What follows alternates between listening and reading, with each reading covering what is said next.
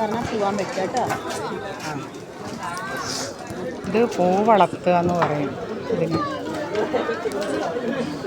ഇവർ ഇപ്പം ഗ്രാമക്കുളം എന്ന് പറയുന്ന കുളത്തിൽ പോയിട്ട് കുളിച്ചിട്ട് വന്നിട്ടാണ് പൂ വളർത്തുന്നത്.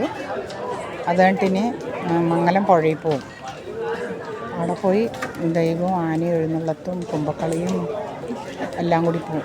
എന്നിട്ട് പോയിട്ട് അവിടെ നിന്ന് കുളിച്ചിട്ട് വരുമ്പോഴേക്കും ഇവിടെ എല്ലാം കറക്റ്റാവും. ഇവിടെ അങ്ങോട്ട് നിറച്ച് കറക്റ്റായി അങ്ങനെ നല്ല ഭംഗിയിൽ ഒരുക്കി വയ്ക്കും. അങ്ങനെ മാരിയമ്മയും എല്ലാവരും പോയി കുളിച്ചിട്ട് വന്നിട്ട് പിന്നെ ഇവിടെ വീണ്ടും കുളിച്ച ഗ്രാമക്കുളം പറയും. അവിടെ പോയി കയ്യിൽ ഭസ്മം കൊടുക്കും മാരിയമ്മ കയ്യിൽ ഭസ്മം കൊടുത്തിട്ട് ആ ഭസ്മം കളയാണ്ട് ഗ്രാമക്കുളത്തിൽ പോയി കുളിച്ച് മുങ്ങി വരുന്ന വരവ് പൂക്കുഴി ഇറങ്ങി എല്ലാവരും ഇറങ്ങിക്കഴിഞ്ഞാൽ ചോദിച്ചിട്ട് ഇവിടെ 2 തടസ്സം അവളെ വയ്ക്കും. അങ്ങനെ എല്ലാവരും വരും. ഇപ്പോൾ അങ്ങനെയാണ്. ചെറുപ്പത്തിൽ ഓടി നടക്കും ഞങ്ങളൊക്കെ. ഓടി വരും. അങ്ങോട്ട് പോയി ഇങ്ങോട്ട് വന്നിട്ട് ഇന്ന് ആൾക്കാർക്ക് അമ്പലത്തിൽ ഇരിക്കുക എന്ന് പറഞ്ഞാൽ തന്നെ എന്തോ പോലെയാണ്. ഞാനിരിക്കാതെ പുതപ്പൊക്കെ എടുത്തിട്ട് കൊണ്ടുവന്നിട്ടുണ്ട്. 2 പിള്ളേർ ഇവിടെ കൂത്തുംകടി തുടങ്ങി. ഇരിക്കും എന്തായാലും. ഇനിയിപ്പോൾ അടുത്ത വർഷം ജീവിക്കുമോ മരിക്കുമോ എന്നൊന്നും അറിയില്ലല്ലോ.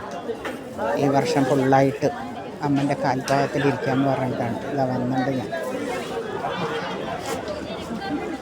പൂക്കുഴിയിൽ ഇറങ്ങുന്ന ആൾക്കാരാണ് ഇതൊക്കെ.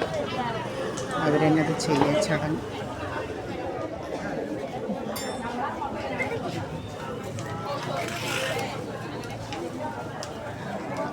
ഈ ചെറിയ അമ്പലം ചങ്കിലിക്കരപ്പൻ 3 ഏട്ടനനിയന്മാരാണ് ഇവിടെ ഇരിക്കുന്നത്. ഉള്ളിൽ മാരിയമ്മ, അപ്പുറത്ത് നാഗം, അയ്യപ്പൻ, അങ്ങനെയൊക്കെ ഉണ്ട് ഇവിടെ.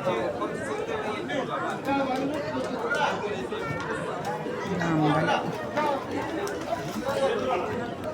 ശരിക്ക് അമ്പലം അവരിറങ്ങാറാവുമ്പോൾ അമ്മൻ്റെ അവിടെ നിറയെ വിളക്ക് വയ്ക്കും. പക്ഷെ എന്നാലും അമ്മൻ്റെ റൂം ഇരുട്ടായിരിക്കും.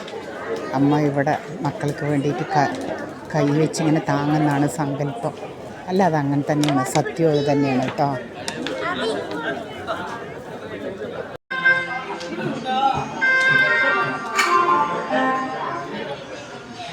തോന്നുന്നു കേട്ടോ.